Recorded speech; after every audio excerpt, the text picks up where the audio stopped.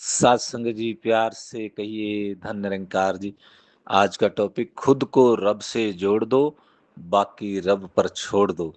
सात संगत इस संसार में जीते हुए इंसान कई बार सात्संगत अनेकों भ्रमों में उलझता है। तो प्रभु परमात्मा ने एक सुंदर संदेश दिया, कहा बस तू इतना कर ले और बस बाकी सब प्रभु के ऊपर छोड़ दे, खुद को रब से जोड़ दे, प्रभु से जोड़ ले और बाकी सब जो है प्रभु परमात्मा के ऊपर छोड़ दे। अब सत्संगत खुद को रब से कैसे जोड़ ले? रब कहाँ रहता है? रब कैसा दिखता है? रब का रूप कैसा है? कैसे पहुंचेंगे उस तक? उसके लिए परम आवश्यक है सतगुरु सत्संगत। जब ये सतगुरु जीवन में आता है तभी रब से जुड़ाव हो सकता है, तभी सत्संगत इंसान खुद को रब से जोड़ने का एक यही तरीका है। और इस संसार के अंदर प्रभु से जोड़ने का, प्रभु से जानकारी प्राप्त करने का कोई तरीका नहीं। कितनी कितनी तपस्याएं की गई, कितने व्रत रखे गए, कितनी कितनी क्रियाएं की गई, लेकिन सत्संगत रब से जोड़ा नहीं जा सका अपने आप को। केवल जब जीवन में जब जब सतगुरु जिसके जीवन में आ गए, ये रब से जोड़ने का सत्संगत यही तरीका है। और जब रब के साथ सतगुरु जोड़ देते हैं, बता देते हैं कि तू कौन है और प्रभु कौन है, कहाँ है, कैसे हैं, तू इन्हीं का ही अंश है, ये समझ में आ जाती है। उसके बाद सत्संगत वाकई फिर सब रब पे छोड़ दो। यही ब्रह्म ज्ञान के बाद सबसे बड़ा परिवर्तन इंसान के जीवन के अंदर आता है कि अब तू करता है, अब सब कुछ तू करने वाला, सब छोड़ दो इसके ऊपर।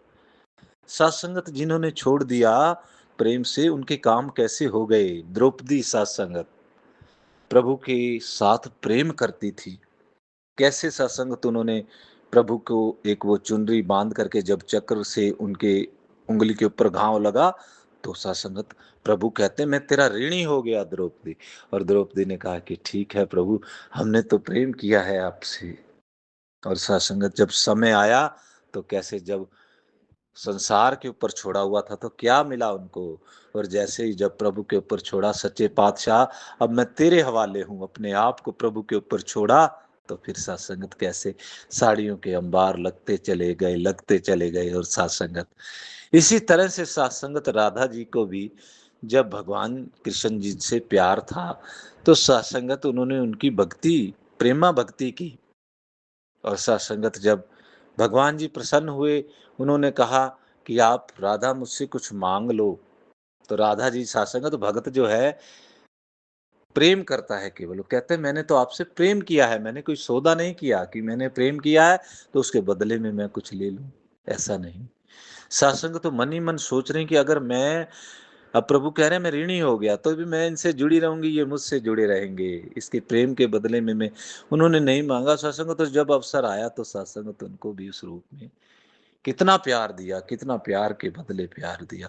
तो ऐसे ही सत्संगत ये अवस्था बन जाती जब हम अपना जीवन जीते हुए सब कुछ इसी के ऊपर छोड़ दें कि बस अब तू जाने, मुझे तो कुछ आता नहीं, मैं तो सच्चे पातशाह आपकी कश्ती में बैठ गया, आप मेरी कश्ती के माझी हो, कहीं भी ले जाओ।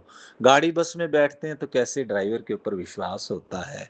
और सत्संगत सतगुरु के ऊपर भी जब भगत ऐसी अवस्था में पहुंच जाता है, भक्त प्रहलाद की अवस्था, कैसे मौत के करीब पहाड़ों से गिराया गया, कैसे कैसे आग में बिठाया गया, क्या क्या किया गया, एक पल को भी विचलित नहीं हुए सत्संगत, क्योंकि अपने आप को छोड़ा हुआ था, पकड़ा नहीं हुआ था। हमने पकड़ रखा है मेरा ये काम, मेरा घर, मेरा द्वार, मेरा पुत्र, मेरी पत्नी, मेरा सब कुछ। कभी इसको नहीं कहा मेरा रब, मेरा प्रभु, ऐसा कभी नहीं कहा।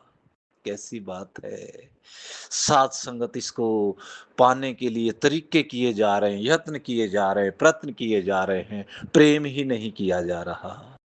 सात संगत पुत्र से प्रेम है तो कहाँ पुत्र के लिए कोई तपस्या की, कोई कुछ किया प्रेम करने के लिए तो नहीं। मेरा पुत्र है, प्रेम है बस। तो सत्संगत ऐसी ही अवस्था ब्रह्म ज्ञानी संत को जब प्रभु के साथ हो जाती कि मेरा प्रभु है, मुझे प्रभु से प्रेम है, अब तपस्या कैसी, क्या मेरे साथ है, मेरे अंग संग है। ये अवस्था अपने आप को प्रभु के ऊपर जब छोड़ देते हैं तो फिर सत्संगत तोई मोई मोई तोई फर्क नाही। राम कबीरा एक भयो कोई ना सके पहचानी। इकमिक वाली अवस्था, इससे इकमिक हो जाना ही असल में इसको पाना है। अपने आप को छोड़ना हम पकड़ लेते हैं, छोड़ना आ जाए। अब सच्चे पातशाह आप पूरी दुनिया को चला रहे हो, मेरा छोटा सा घर कैसे, वो भी मेरा कहाँ, मेरा मुझ में कुछ नहीं। इस अवस्था में जागृत होता है सब कुछ आपका है प्रभु परमात्मा, तो उसका फिर वो जीवन में वैसी ही घटना होने लग जाती है। सात्संगत ऐसी एक अवस्था कि सात्संगत एक वृक्ष के नीचे एक व्यक्ति बैठा हुआ है और वो जो जो मांगता जा रहा है उसकी वो बात पूरी होती चली जा रही है। बाद में जो उसके साथी जो महात्मा थे उनसे पूछा तो उन्होंने कहा कि मैंने ये बोला सब पूरा होता चला गया। तो फिर ये कहा तो बाद में पता लगा वो कल्प वृक्ष के नीचे बैठा था, उसकी पूरी हो रही थी। इस तरह से जो अपने मन में हम सोचते चले जाते हैं, हमारा मन की जो सोच है वो भी एक कल्प वृक्ष है, वैसा हमारे जीवन में घटित होने लग जाता है। तो सत्संगत जब प्रभु से प्रेम करके सब इसके ऊपर छोड़ते चले जाते हैं तो ये क्या नहीं कर सकता सत्संगत, तो फिर आपके सारे काम भी ऑटोमेटिक होते चले जाते हैं। आओ सत्संगत ऐसी अवस्था बन जाए, आओ ऐसा प्रयास करें, खुद को रब से, प्रभु से, परमात्मा से जोड़कर सब कुछ प्रभु पर छोड़ दे। प्यार से कहिए धन्यवाद।